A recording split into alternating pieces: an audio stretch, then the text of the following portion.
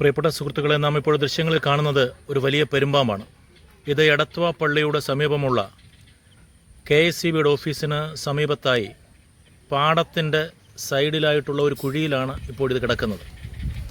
ഇവിടെ തൊട്ടടുത്ത് ഒരു വീടിൻ്റെ നിർമ്മാണം നടന്നുകൊണ്ടിരിക്കുന്ന സ്ഥലമാണ്. അവിടെ പണിതുകൊണ്ടിരുന്ന ആളുകളാണ് ഇവിടെ ഒരു അനക്കം പ്രത്യേകമായി ശ്രദ്ധിക്കുന്നത്. ആ അനക്കം കണ്ട സ്ഥലത്തേക്ക് അവർ വന്നപ്പോഴാണ് ഇവിടെ ഒരു വലിയ പാമ്പ് ഇവിടെ എന്തിലോ കുരുങ്ങിക്കിടക്കുന്നതായിട്ട് അവർ കണ്ടത്. ഏതാണെങ്കിലും അവർ അത് കണ്ട മാത്രയിൽ തന്നെ ഇതിന് ഉത്തരവാദിത്തപ്പെട്ട ഫോറസ്റ്റ് ഉദ്യോഗസ്ഥരെ, ഫോറസ്റ്റ് വോളണ്ടിയേഴ്സിനെ കൃത്യമായിട്ട് വിവരമറിയിച്ചു. ഏതാനും നിമിഷങ്ങൾക്കുള്ളിൽ അവരിവിടെ എത്തിച്ചേരുമെന്നുള്ള പ്രതീക്ഷയിലാണ് ഇത് കണ്ട വ്യക്തികൾ. ഏതാണെങ്കിലും നമുക്ക് അല്പസമയം വനം വകുപ്പിൻ്റെ വോളണ്ടിയേഴ്സായിട്ടുള്ള ആളുകളുടെ വരവ് പ്രതീക്ഷിച്ചുകൊണ്ടാണ് ഇവിടെ നമ്മൾ നിൽക്കുന്നത്. ഏതാനും അല്പനിമിഷങ്ങൾക്കുള്ളിൽ അവരെത്തിച്ചേരുമെന്നുള്ള ചിന്തയാണ് നമുക്കിപ്പോഴുള്ളത്. ഏതാണെങ്കിലും ദൃശ്യങ്ങൾ നമുക്ക് കാണാം. വളരെ വലിയ സൈസോട് കൂടിയ ഒരു പെരുമ്പാമ്പാണ് ഇത്. കുട്ടനാട്ടിലെ വിവിധ സ്ഥലങ്ങളിൽ വ്യത്യസ്ത ഇനങ്ങളിൽപ്പെട്ട പാമ്പുകൾ ഇപ്പോഴും വ്യാപകമായി സാധാരണമായി കാണുന്നുണ്ട്. ഇപ്പോഴും നാം കണ്ടുകൊണ്ടിരിക്കുന്നത് കുട്ടനാട്ടിലെ വലിയ ഒരു പാടശേഖരത്തിൻ്റെ, കൃഷി കഴിഞ്ഞ ഒരു പാടശേഖരത്തിൻ്റെ അരികിലുള്ള ഒരു പറമ്പിൻ്റെ വശത്താണ്. ഒരു ചെറിയ ചിറയുടെ സൈഡിലാണ് ഈ പെരുമ്പാമ്പ് ഇപ്പോൾ കിടക്കുന്നത്. ഇത് വളരെ വേഗത്തിൽ മൂവ് ചെയ്യാൻ പറ്റാത്ത തരത്തിൽ അതെന്തിലോ അതിൻ്റെ തലയുടെ പുറം വശം ഉടക്കി കിടക്കുകയാണ്. ഏതാണെങ്കിലും വളരെ ഉഷാറായിട്ട് ഇവിടെ ഈ പെരുമ്പാമ്പ് കിടക്കുന്നത് നമുക്ക് കാണാം. ഉദ്യോഗസ്ഥരുടെ ആഗമനം പ്രതീക്ഷിച്ചുകൊണ്ട് നമ്മൾ ഇവിടെ ആയിരിക്കുകയാണ്. നമ്മൾ സ്നേക്ക് റെസ്ക്യൂറായിട്ടുള്ള പ്രിയപ്പെട്ട ചാർലി സാറ് ഇപ്പോൾ വിളിച്ചതിൻ്റെ അടിസ്ഥാനത്തിൽ എത്തിയിട്ടുണ്ട്. ഏതാണെങ്കിൽ അദ്ദേഹം അങ്ങോട്ട് പോവുകയാണ്.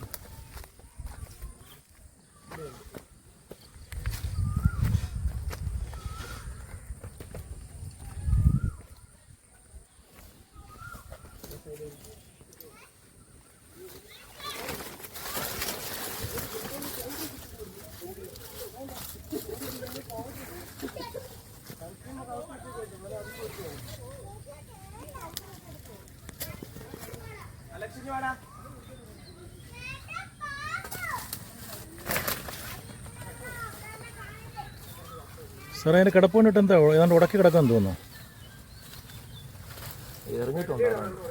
അതിപ്പോൾ എനിക്കൊന്നും പിള്ളേർ ഉണ്ടാന്ന് തോന്നുന്നു.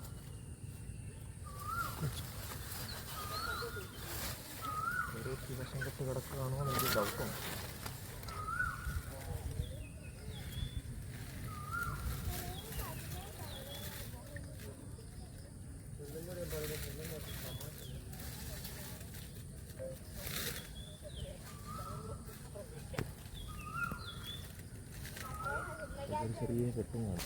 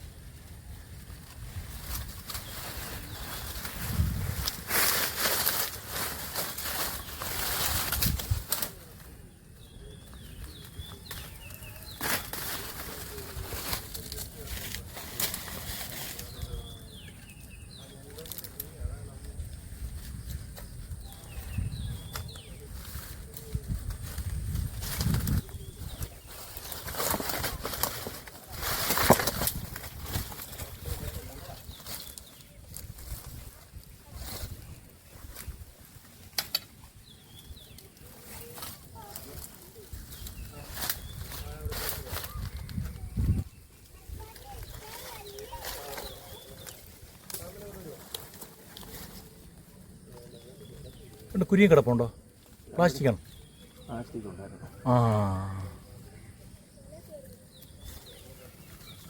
എൻ്റെ കഴുത്തിന് താഴെ പ്ലാസ്റ്റിക്കാണ്.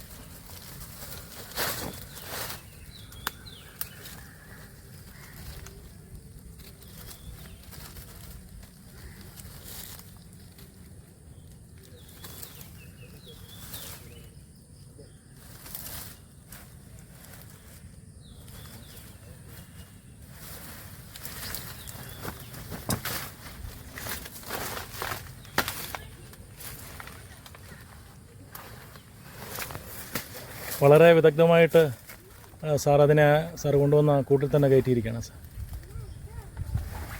സാർ ഇത് നമ്മുടെ നാട്ടിൽ കാണുന്ന സാധാരണ പെരുമ്പാമ്പാണോ ഇത്? ആണോ? അപ്പം ഇങ്ങനത്തെ ഒരു ഇത് ഇന്ത്യൻ റോക്ക് പൈത്തൻ. ആ, ഇതിപ്പോൾ എന്നാ പെരുമ്പാമ്പ്. ഇതിപ്പോൾ എന്നാ പരിക്ക് പറ്റി അങ്ങനെ കുരുങ്ങി കിടന്നുകൊണ്ടാണോ? അതങ്ങനെ കുരുങ്ങല്ലാതെ എന്തോ ഒരു ചെറിയൊരു അവശതയുണ്ട്. അതുകൊണ്ടൊക്കെ എറിഞ്ഞിട്ടുണ്ട്.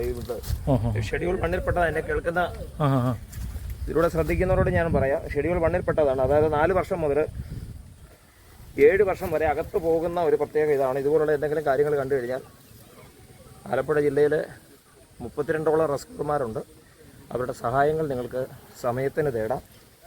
അതുകൊണ്ട് ഇതിനെ ഉപദ്രവിക്കാനോ കൊന്നുകളയാനോ ഇല്ലാതാക്കി കളയാനുള്ളൊരു ശ്രമം നടത്തരുത്. ഈ ഉരകങ്ങൾ നമുക്ക് ചെയ്യുന്ന സേവനങ്ങൾ വളരെ വിലപ്പെട്ടതാണ്. പ്രത്യേകിച്ച് ഇപ്പം ഈ പെരുമ്പാമ്പിനെ പിടിച്ചുകൊണ്ട് ഞാൻ പറയാം, നമ്മുടെ നാട് മുഴുവനും കാട്ടുപന്നികളുടെ വലിയ പ്രതിസന്ധിയിൽ നമ്മൾ നിൽക്കുകയാണ്. കാട്ടുപന്നികൾ അതിൻ്റെ കുട്ടികളെ ഒരു പരിധിയിൽ വരെ കൺട്രോൾ ചെയ്യുന്ന ഒരു വലിയ ഉപകാരം മനുഷ്യനുള്ള ബന്ധത്തിൽ ചെയ്യുന്ന ഒരു ജീവിയാണ്. അപ്പോൾ തന്നെ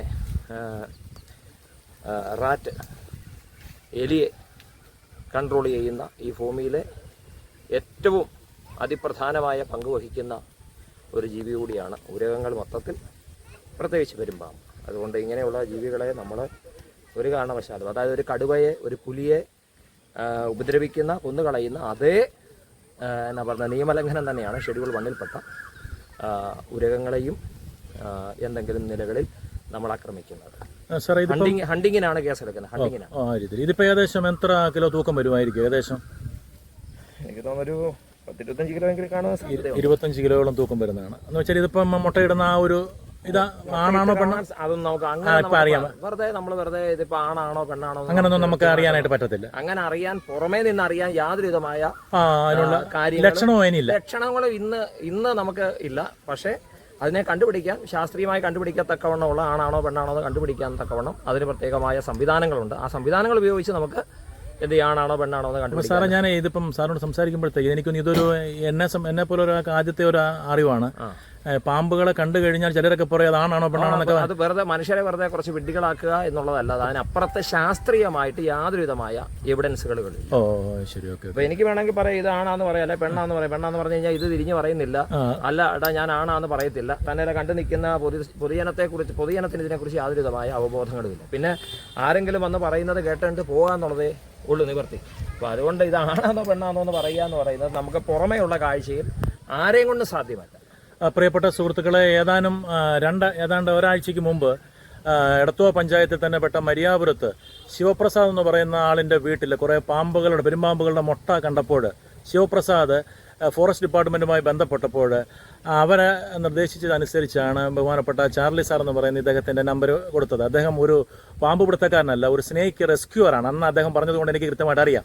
അദ്ദേഹം ഒരു പെന്തക്കോസ്ത് സഭയുടെ ഒരു പാസ്റ്റർ കൂടിയാണ്. അപ്പോൾ അദ്ദേഹം ഒരു സേവനമാണ് ചെയ്യുന്നത്. അന്ന് തന്നെ അദ്ദേഹം പറഞ്ഞൊരു കാര്യം, വളരെ സ്ട്രൈക്കിംഗ് ആയിട്ടൊരു കാര്യമുണ്ട്. അദ്ദേഹത്തിൻ്റെ ഓൺ റിസ്കിലാണ് ഈ കാര്യം ചെയ്യുന്നത്. ഒരു തരത്തിലുള്ള നേട്ടവും ഈ കാര്യത്തിൽ സർക്കാരിന്റെ ഭാഗത്തു നിന്നോ മറ്റുള്ളവർ ഭാഗത്തു നിന്നും ലഭിക്കാതെ കേരള റെസ്ക്യൂവേഴ്സിന് പോലും ലഭിക്കുന്നില്ല. അവരുടെ പണം മുടക്കി, അവരുടെ സമയം കളഞ്ഞ് അവരവരുടെ ജീവനെ തൃണവൽഗണിച്ചുകൊണ്ടാണ് ഈ പ്രോഗ്രാം ചെയ്യുന്നത്. തീർച്ചയായിട്ടും. അപ്പോൾ അതുകൊണ്ടാണ് എനിക്കും പരിചയം. ഞാൻ ശിവപ്രസാദ് തന്നെയാണ്. അദ്ദേഹം ഒരു മേസ്തിരി പണി ചെയ്യുന്ന മനുഷ്യനാണ്. അദ്ദേഹം പുതുതായിട്ട് പണിതുകൊണ്ടിരിക്കുന്ന ഒരു വീടിൻ്റെ സമീപത്താണ് ഇത്തരത്തിലൊരു പെരുമ്പാമ്പിനെ കണ്ടത്. അദ്ദേഹം വിളിച്ചതിൻ്റെ അടിസ്ഥാനത്തിലാണ് ഞാനിവിടെ എത്തിയത്. ഞാൻ എത്തിയപ്പോഴേ ശിവപ്രസാദ് പറഞ്ഞതുപോലെ ചാർലി സാറിനെ വിളിച്ചിട്ടുണ്ട്. സാർ ഇപ്പോൾ എത്തുമെന്ന് പറഞ്ഞു. ഏതായാലും സാറ് അതിവിടെ വന്നതിന് ശേഷം വളരെ വിദഗ്ധമായിട്ട് യാതൊരു തരത്തിലുള്ള പരുക്കോ മറ്റു കാര്യങ്ങളോ ഒന്നും അതിനെ ശാസ്ത്രീയമായ രീതിയിൽ പാമ്പുകൾക്കും മറ്റു പ്രശ്നമില്ല. കൂടെ നിൽക്കുന്ന ഇപ്പൊ എന്റെ ഏറ്റവും അടുത്ത് ചേട്ടൻ നിന്ന്, പക്ഷേ യാതൊരുമായ ബുദ്ധിമുട്ടുകളും ഇല്ല. അപ്പൊ അത് ശാസ്ത്രീയമായി അതിനെ റെസ്ക്യൂ ചെയ്ത് കഴിഞ്ഞാൽ അവയ്ക്കും ബുദ്ധിമുട്ടില്ല, റെസ്ക്യൂ ചെയ്യുന്ന ആൾക്കും ബുദ്ധിമുട്ടില്ല, കൂടെ നിൽക്കുന്നവർക്കും അപകടകരമായ യാതൊരു വിധമായ കാര്യങ്ങളുമില്ല. ഒരു ഭീഷണിയുടെ ഒരു ഭാഗം വരുന്നതേ ഇല്ല.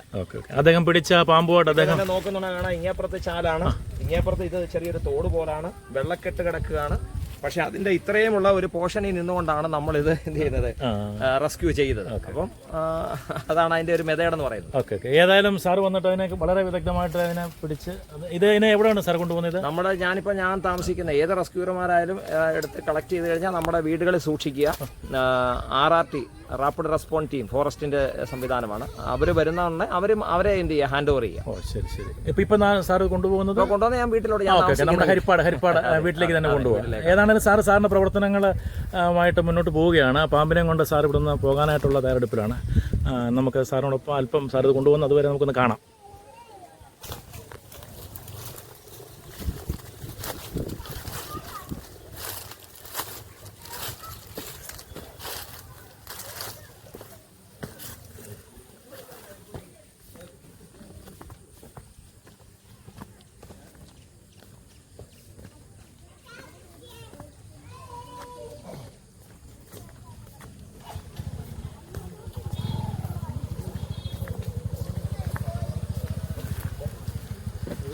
അദ്ദേഹം ഇവിടെ നിന്ന് പിടിച്ച പാമ്പിനെയും കൊണ്ട് അദ്ദേഹത്തിൻ്റെ ഭവനത്തിലേക്കാണ് പോകുന്നത്. അവർ സ്നേക്ക് റെസ്ക്യൂവേഴ്സ് ഇത്തരത്തിൽ ലഭിക്കുന്ന പാമ്പിനെയും അതുപോലെ ഈ പാമ്പുകളുടെ മുട്ടയൊക്കെ അവരെ കുറച്ച് ദിവസങ്ങളിൽ അവരുടെ ഈ സാധനം ഏറ്റെടുക്കുന്ന ഫോറസ്റ്റ് ഉദ്യോഗസ്ഥർ വരുന്നത് വരെയും അവരുടെ വീടുകളിൽ സുരക്ഷിതമായിട്ട് ഇതിനെ താമസിപ്പിക്കുകയും കൈകാര്യം ചെയ്യുകയും ചെയ്യും. അപ്പോൾ അതിനുശേഷം അവർ വരുമ്പോൾ കൃത്യമായിട്ട് ഇത് കൈമാറും. ഏതാണേലും പ്രിയപ്പെട്ട സ്നേക്ക് റെസ്ക്യൂവറായ ചാർലി സാറ് വളരെ വിദഗ്ധമായിട്ട് പിടിച്ച പാമ്പിനെ അദ്ദേഹം വന്ന വാഹനത്തിൽ കൊണ്ടുപോകാനായിട്ടുള്ള ശ്രമമാണ് നടത്തുന്നത്.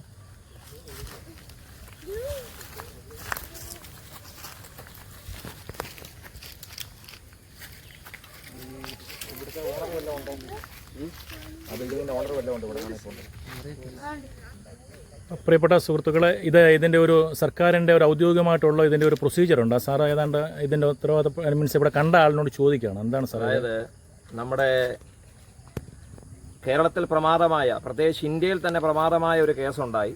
നമുക്കെല്ലാവർക്കും അറിയാം, നമ്മൾ മറന്നിട്ടില്ല, ചില വർഷങ്ങൾ മാത്രമേ ആയിട്ടുള്ളൂ. ഉത്തരാക്കൊല കേസ്. എവിടെയാണ് സംഭവം നടന്നത് അറിയോ? നമ്മുടെ സമീപ ജില്ലയാകുന്ന കൊല്ലം ജില്ലയിൽ അഞ്ചലിലാണ് ഈ സംഭവം നടക്കുന്നത്. അപ്പം അതിനുശേഷം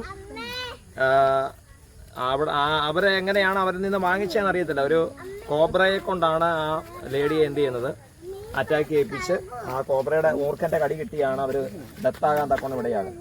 അപ്പോൾ അതുകൊണ്ട് സ്നേക്ക് റെസ്ക്യൂ ചെയ്യുന്ന ഏതൊരാളും അതിന് കുറച്ച് പ്രൊസീജിയറുണ്ട്. അപ്പോൾ തന്നെ എനിക്കൊരു കോൾ വന്നപ്പോൾ ഉടൻ തന്നെ ഉദ്യോഗസ്ഥ വൃന്ദങ്ങളുള്ള ഒരു വാട്സപ്പ് ഗ്രൂപ്പുണ്ട്. അതിലേക്ക് നമ്മൾ കൃത്യമായിട്ട്, എനിക്ക് എടത്തുവ പള്ളിയുടെ സമീപത്ത് നിന്ന് എനിക്കൊരു കോള് വന്നിരുന്നു, പെരുമ്പാമ്പാണത് എന്ന് പറയുന്നു. എന്തായാലും ഞാൻ അവിടെ വരെ പോവുകയാണ് എന്ന് പറഞ്ഞ ശേഷമാണ് എനിക്ക് തിരിച്ച് ഇങ്ങോട്ട് വരാൻ പറ്റത്തുള്ളൂ, തിരിക്കാൻ പറ്റത്തുള്ളൂ. അതാണ് ഒന്ന്. രണ്ടാമത്തെ കാര്യം, ഇവിടെ വന്നു കഴിഞ്ഞാൽ സർപ്പ ആപ്പ് എന്ന് പറയുന്ന, നിങ്ങൾക്ക് ആർക്ക് വേണമെങ്കിലും നിങ്ങളുടെ ഫോണിൽ ഡൗൺലോഡ് ചെയ്യാം. സർപ്പ ആപ്പ് എന്ന് പറയുന്ന ഒരു ആപ്ലിക്കേഷനുണ്ട്. ഇതാണത്. ഇതിൻ്റെ അകത്ത് റിപ്പോർട്ടിംഗ് എന്ന് പറയുന്ന, റിപ്പോർട്ട് ചെയ്യാൻ ഞങ്ങൾക്ക് മാത്രമേ പറ്റത്തുള്ളൂ. റിപ്പോർട്ടിംഗ് എന്ന് പറയുന്നൊരു സംവിധാനമുണ്ട്.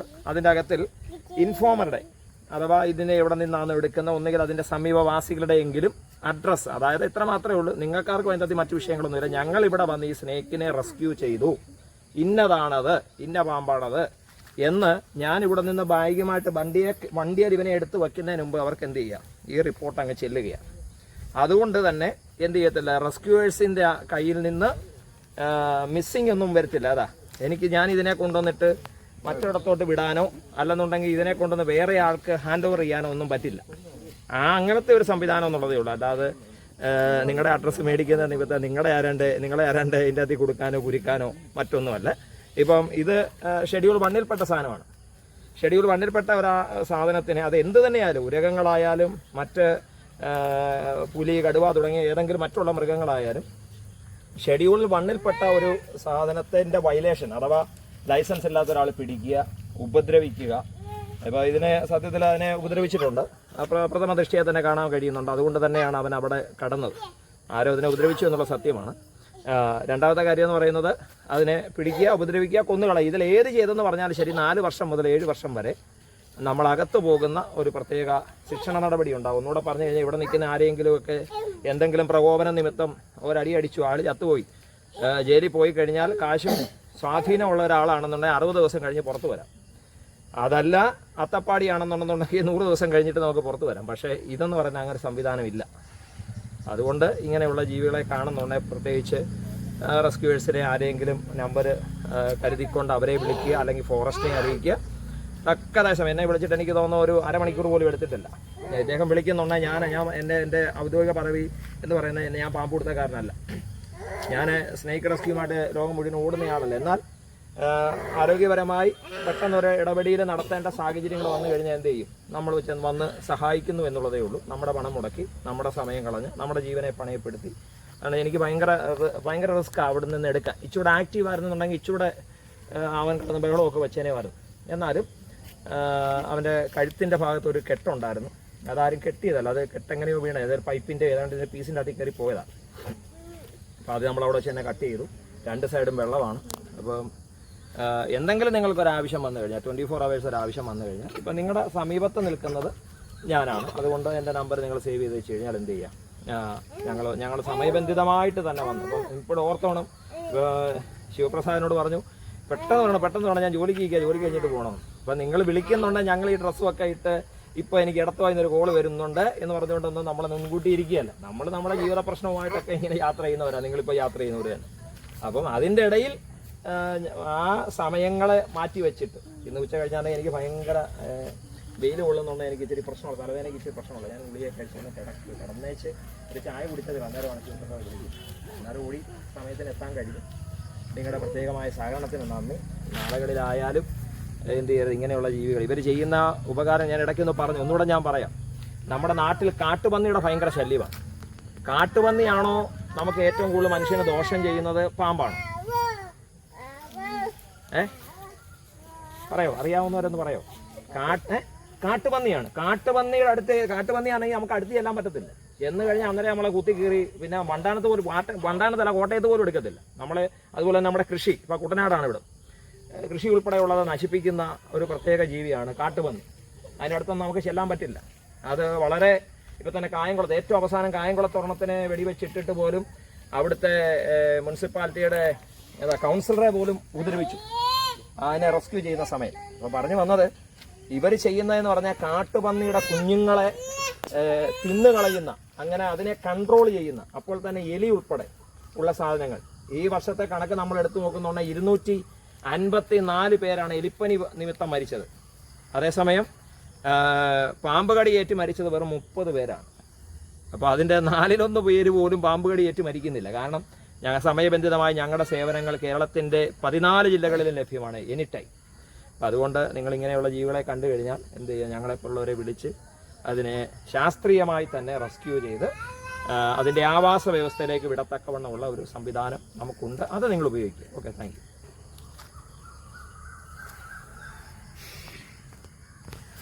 ഈ റിപ്പോർട്ടിംഗ് കൂടെ ഒന്ന് പൂർത്തിയായി കഴിഞ്ഞാൽ എൻ്റെ ജോലി കഴിഞ്ഞ് ഇനി കൊണ്ടുപോയി മാത്രം മതി.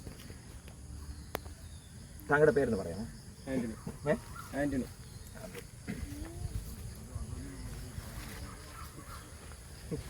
വീട്ടുപേര് സൈപ്പറുണ്ട്.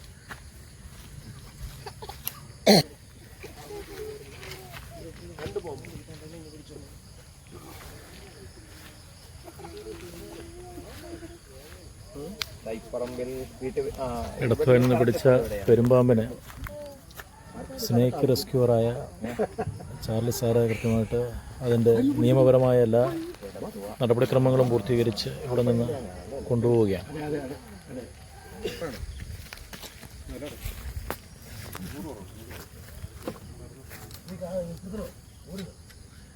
ഈ പാമ്പുകളെ പിടിക്കാനായിട്ടുള്ള, സുരക്ഷിതമായി പിടിക്കാൻ വേണ്ടിയുള്ള ഉപകരണം, എക്യുപ്മെന്റ്സ് പിടിക്കാനായിട്ടുള്ള ഉപകരണങ്ങളാണിത്.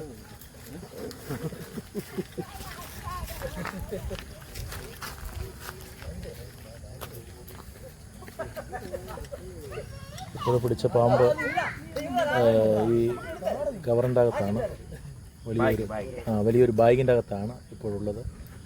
ഏകദേശം 25 കിലോയ്ക്ക് അടുത്ത് തൂക്കമുള്ള ഒരു പാമ്പാണിത്.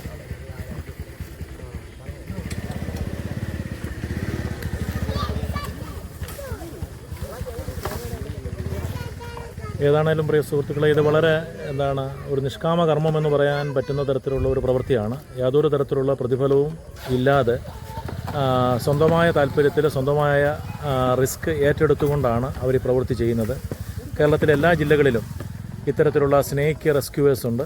അവരുടെ സേവനം കേരളത്തിൻ്റെ എല്ലാ മൂലകളിലും അത്യാവശ്യമുള്ള സന്ദർഭങ്ങളിലെല്ലാം ലഭിക്കുന്നതാണ്. ഇവരെല്ലാവരും മറ്റു മേഖലകളിൽ ജോലി ചെയ്യുന്നവരും ജീവനോപാധി കണ്ടെത്തുന്നവരുമാണ്. ഏതായാലും ഇത്തരമൊരു വാർത്ത കേട്ടാൽ ഉടൻ തന്നെ അവർ പെട്ടെന്ന് തന്നെ ആക്ട് ചെയ്ത് ഏതായാലും പിടിച്ച പാമ്പിനെ കൃത്യമായിട്ട് അദ്ദേഹം വന്ന വാഹനത്തിൽ തന്നെ കൃത്യമായി കയറ്റി ഇവിടെ നിന്ന് പ്രിയപ്പെട്ട സ്നേക്ക് റെസ്ക്യൂറായ ചാർലി സാർ യാത്രയാവുകയാണ്. ഏതാണെങ്കിലും സാറിൻ്റെ സേവനത്തിന് ഏറ്റവും ഹൃദ്യമായിട്ടുള്ള നന്ദി ഈ അവസരത്തിൽ അറിയിക്കുകയാണ്.